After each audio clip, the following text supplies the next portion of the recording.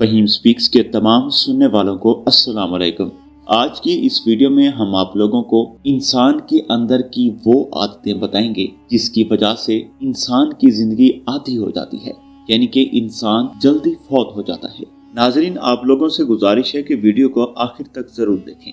موت ایک ایسی حقیقت ہے جس نے بہرحال آ کر ہی رہنا ہے، اور یہ وہ حقیقت ہے جس کا انکار نہ تو کسی نے کیا ہے اور نہ آئندہ کوئی اس کا انکار کر سکتا ہے۔ جو انسان اس دنیا کے اندر آیا ہے اس نے اس دنیا کو چھوڑ کے جانا ہے۔ یاد رہے کہ موت کا ایک وقت مقرر ہے اور اس کے بارے میں علم صرف اللہ ہی کی ذات کو معلوم ہے۔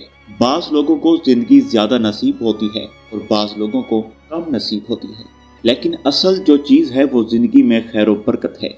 جس انسان کی زندگی میں خیر و برکت ہوگی اس کی کم زندگی بھی اس کو لمبی محسوس ہوگی، اور جس انسان کی زندگی میں خیر و برکت نہ ہوگی تو اس کی لمبی زندگی بھی اس کو مختصر لگے گی۔ امام علی علیہ السلام کے قول کے مطابق ایسی کون سی نشانیاں ہیں جو انسان میں پائی جائیں تو انسان کی جلد موت کا سبب بنتی ہیں، یعنی ایسا انسان دنیا سے جلد رخصت ہو جاتا ہے، اور ایسی کون سی نشانیاں ہیں جن کی وجہ سے انسان لمبی زندگی پاتا ہے۔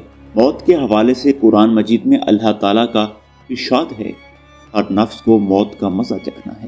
خالق کائنات اللہ تعالیٰ نے ہر جاندار کے لیے موت کا وقت اور جگہ متعین کر دی ہے، اور موت ایسی شے ہے کہ دنیا کا کوئی بھی شخص خواہ کافر حتیٰ کہ تحریہ ہی کیوں نہ ہو موت کو یقینی مانتا ہے، اور اگر کوئی موت پر شک اور شبہ بھی کرے تو اسے بے وقوفوں کی فہرست میں شمار کیا جاتا ہے، کیونکہ بڑی بڑی مادی طاقتیں مشرق سے مغرب تک قائم تمام حکومتیں موت کے سامنے عاجز اور بے بس ہو گئی۔ موت بندوں کو ہلاک کرنے والی ہے، بچوں کو یتیم، عورتوں کو بیوہ اور دنیاوی ظاہری سہاروں کو ختم کرنے والی، دلوں کو ٹھہرانے والی، آنکھوں کو رلانے والی، بستیوں کو اجاڑنے والی، جماعتوں کو منتشر کرنے والی، لذتوں کو ختم کرنے والی، امیدوں پر پانی پھیرنے والی، ظالموں کو جہنم کی باریوں میں جھلسانے والی، اور متقیوں کو جنت کے بالا خانوں تک پہنچانے والی شے ہے۔ یاد رہے کہ موت چھوٹے پر شفقت کرتی ہے اور بڑوں کی تعظیم کرتی ہے، نہ دنیاوی چودھریوں سے ڈرتی ہے اور نہ بادشاہوں سے ان کے دربار میں حاضری کی اجازت لیتی ہے۔ ناظرین، جب بھی حکم خدا بندی ہوتا ہے تو تمام دنیاوی رکاوٹوں کو چیرتی اور پھاڑتی ہوئی مطلوب کو حاصل کر لیتی ہے۔ موت نہ نیک صالح لوگوں پر رحم کھاتی ہے نہ ظالموں کو بخشتی ہے۔ اللہ کے راستے میں جہاد کرنے والوں کو بھی موت اپنے گلے لگا لیتی ہے، اور گھر بیٹھنے والوں کو بھی موت نہیں چھوڑتی۔ ناظرین، موت بہرحال آ کر ہی رہتی ہے۔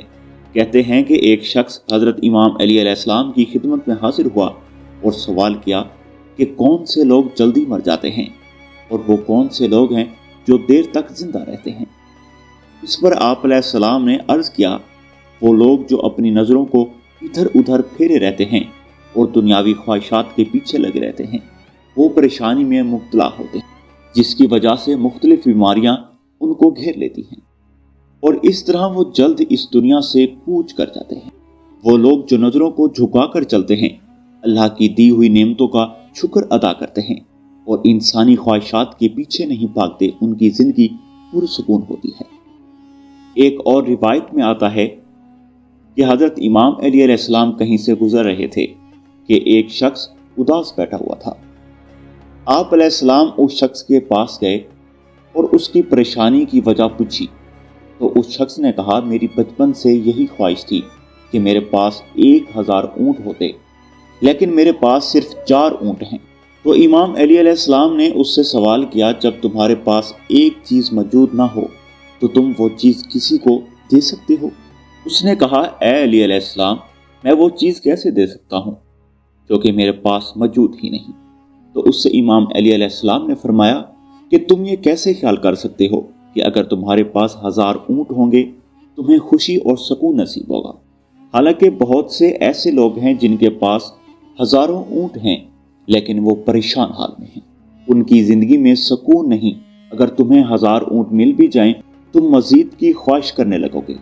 اس لیے بجا خواہشات کے پیچھے بھاگنے کے اللہ کی دی ہوئی نعمتوں کا شکر ادا کرو، تمہاری زندگی میں سکون آ جائے گا۔ معلوم ہوا کہ انسان کی جب کوئی خواہش پوری ہوتی ہے تو وہ دوسری خواہش کرنے لگتا ہے، حالانکہ انسان کی خوشی ख्वाहिशात में नहीं बल्कि उसके वजूद में है। अगर तुम्हारी एक आंख खराब हो जाए तो तुम्हारी ये ख्वाहिश होगी कि तुम्हारी आंख ठीक हो जाए, या तुम्हारे कान खराब हो जाएं तो तुम्हारी ख्वाहिश होगी कि तुम्हारे कान ठीक हो जाएं। इंसान का मकसद ये नहीं कि वो सारी जिंदगी ख्वाहिशात के पीछे भागता रहे।